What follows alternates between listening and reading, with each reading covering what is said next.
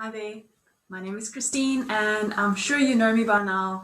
And I just really wanted to come on here today and just touch base a little bit about lockdown. I think a lot of people are tired of lockdown, right? Tired of hearing the words new normal.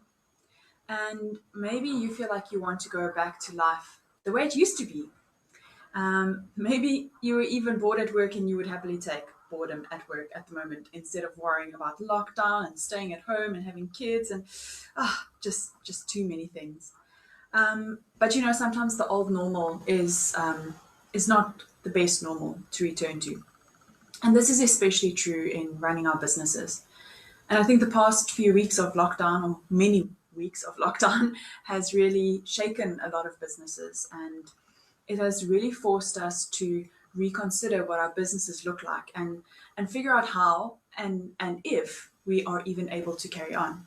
And part of what we would have needed to think about was things like looking at our cash flow situation, thinking about ways to cut down on unnecessary costs, both in our personal capacity as well as in our businesses, and even thinking about how this might affect the employees we have. And yes, there's TERS, and that has caused a whole set of issues on its own.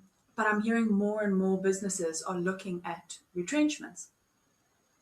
And as a business owner, that's such a tough decision to make. And as an employee, that's so hard to hear, right? So these things we need to start thinking about. And if you are an employee where your employer is looking at retrenchment, maybe you've been thinking about starting that side hustle, that one that you thought you would do when you retired. Maybe like that timeline has shortened quite a lot and you're starting to think about that now.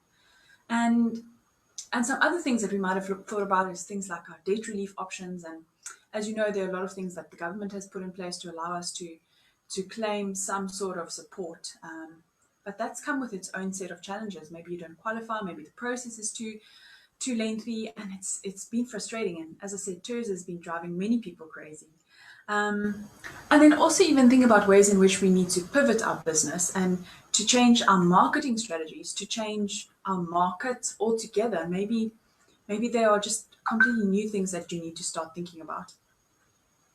And then lastly, we might have been thinking a lot about how to go online and how to stay relevant online and how to work remotely. I think if you have kids and if you have distractions at home, it's really hard to actually focus and make sure you're getting that time in you need to get the work done. And if you're an employer and you've had employees working from home, that also came with its own set of problems, right? Thinking about how they're managing their time and how productive they are, and how that impacts on your business. So I'll be talking about some of these areas over the next few weeks as I try and be more consistent about going online, and being live in as part of the marketing strategy. We all have to be present where our peeps are. So hopefully you'll be able to just get some value out of these things that I'll be sharing. But what I want to talk about today really is how we are dealing with the risk and the uncertainty that's coming up in our businesses at the moment. And I'm sure you know about the grief cycle, right? The grief cycle tells us that we go through anger and denial, and eventually we get to acceptance. And with COVID-19, we've had the same journey, right? There's been a lot of loss in our lives, in our personal lives, in our businesses, and we have to go through that grief cycle. But the grief cycle isn't round. Okay, I don't know if you have seen any of those, the charts and the pretty good little graphs that they draw, but it's not round. It's not circular. It's not to say that once you've moved out of stage one and into stage two, you'll never go back to stage two, stage one again. It's not a linear process. It really is a little up and down, right? And today you might be feeling angry or in denial about COVID-19 and passing on blame, and tomorrow you're like, actually it's fine, it's not that bad. And I can start moving on with my life, and then there's just this trigger that comes up again, and we're back into some of those earlier phases. And I just want to encourage you and say it's normal. It's normal to feel this way, and everyone feels this way. And it really is just about how we are coping with that. So I have a question, maybe a few questions that I want to ask you. Firstly, where are you in the grief cycle? And how are you coping with it? Are you coping? Do you have good or bad coping mechanisms, right? Those things are things we need to consider.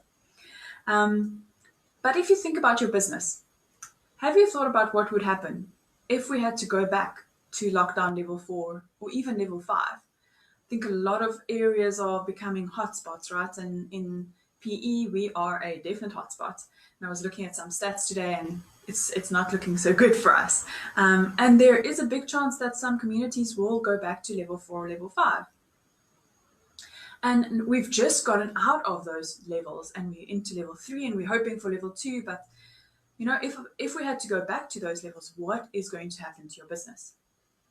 And have you actually been able to make good use of the time that you had during lockdown level 4 and 5 to figure out new strategies for your business? If you had to go back to those levels, are you going to be able to adapt because of those strategies that you have thought of?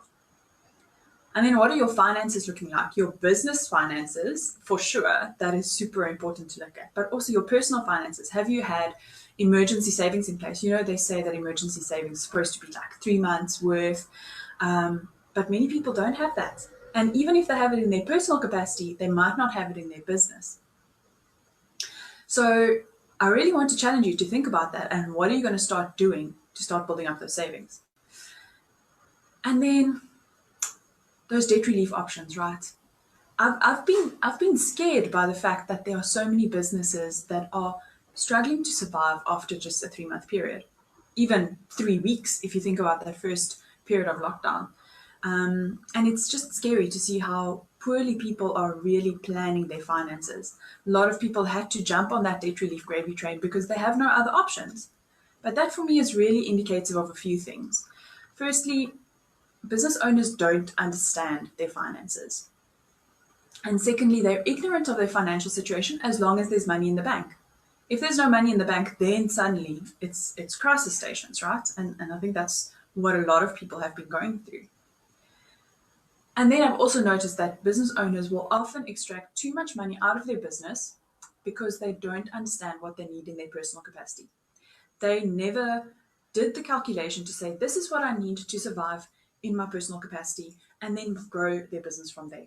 They did it the other way around. And so because of that, their business is supplementing their personal income, okay? And they are really just draining those resources that they have available in the business. And then I've also realized that because of these things and because of the fact that we are often ignorant or we blissfully unaware, maybe that's a better way to put it, about our finances, we sometimes need someone just to help us to strategize through those things. We need someone to help us figure out what is the right financial or what is the financial implication going to be about this new product or service that I'm rolling out. Or even just having that accountability partner and saying, have you been looking at your income statement? Have you been looking at your cash flow? And I think if you don't have those partners in place, you really are setting yourself up for failure to a large degree.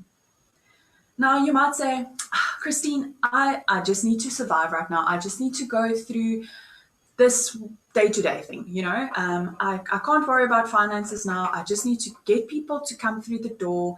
I need to, you know, do some marketing. I need to do this or that, or, you know, constantly just putting your finances on the back burner.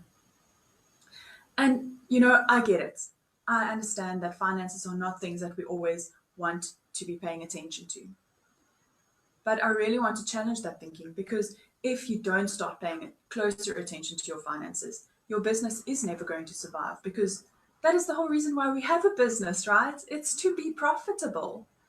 And if you don't understand what your profits are and what you can do to increase or increase the revenue and decrease the cost, you know, and thereby increase your profit, your business is going to fail.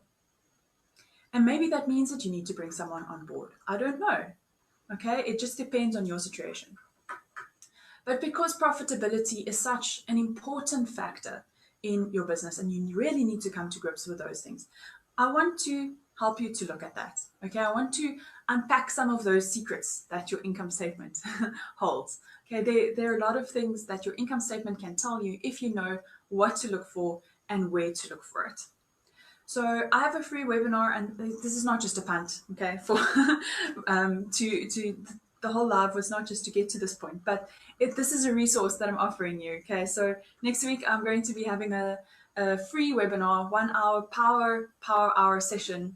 It's really going to be a workshop where we'll just be looking at some of the components of an income statement and really help you to identify the areas where you need to look at your personal income statement, your business income statement, to make some changes. So if you are keen to join for the session, I'll put the registration link in the comments below. But please do consider that. Okay, so in summary, today, there are some things you need to think about. Whether we go back to lockdown level 4 or 5, we don't know yet, okay? But you need to make sure that you are planning and you are preparing appropriately for that. Okay, until next time I see you, when we will be chatting through some of the other topics that I mentioned, I will see you online, and I'm now going to sign out and hope my live video ends. Cool. Keep warm.